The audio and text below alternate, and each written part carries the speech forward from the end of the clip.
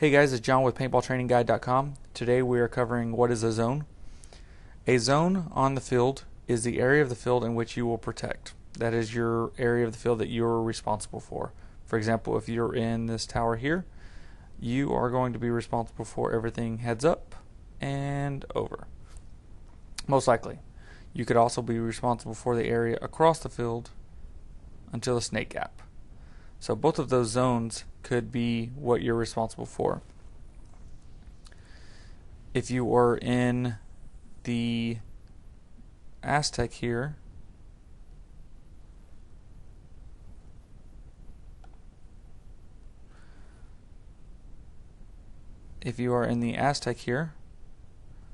you most likely will be responsible for a little bit heads up.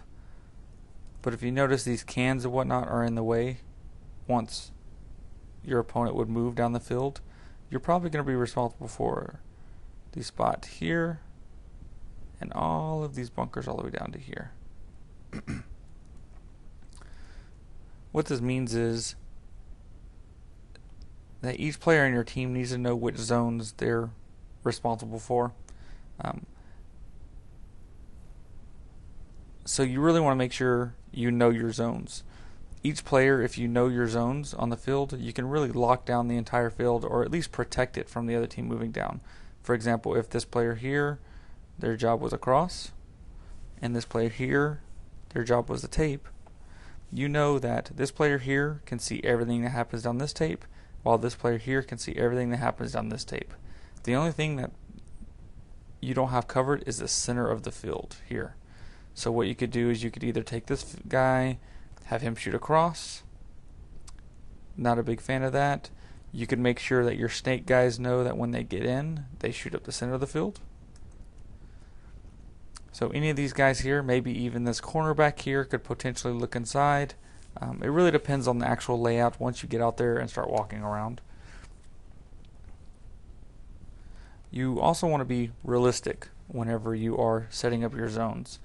You can't have a player be responsible for a 4-foot gap between these spots and get mad at them for letting a player move from this spot to this spot here. By the time this player down here pulls the trigger and sees you moving, this player's already gone through this gap at that point and it's too late. So you want to make sure that you can actually see the full run. For example, this tower here looks down the field.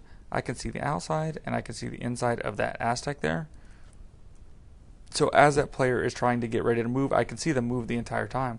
The best part about that is it looks like I can also see part of the run right there, and I might also be able to see right when he slides in. So this allows me to lead the target and play off the bunker a little bit and shoot where he's going without being eliminated by him. Let's say worst case you mess up and you allow that player to go down. It looks like you'll also be able to see the outside of the bunker here. And that's really good. That way this player can't just run freely down the field just because you missed one zone. You really want to make sure that your team, when you guys are walking a field, zones off the entire field. So like I said before, this guy shoots across, this guy shoots up, and you want to make sure you find either your Dorito guys looking up the center of the field, your snake guys looking up the center of the field. This way a player can't make a big run down the center, a player can't make a big run down the Dorito side, and a player can't make a big run down the snake side. If you see those big moves from some of the really good players, it's because they realize that nobody is watching a certain area of the field, or they just got lucky. When you are playing your zone, you're going to make sure you don't get distracted. What this means is, if my job here is to watch this bunker right here, just because you hear there's a snake guy got in there does not mean you need to look away. Because guess what? That means that somebody on that side most likely dropped their zone.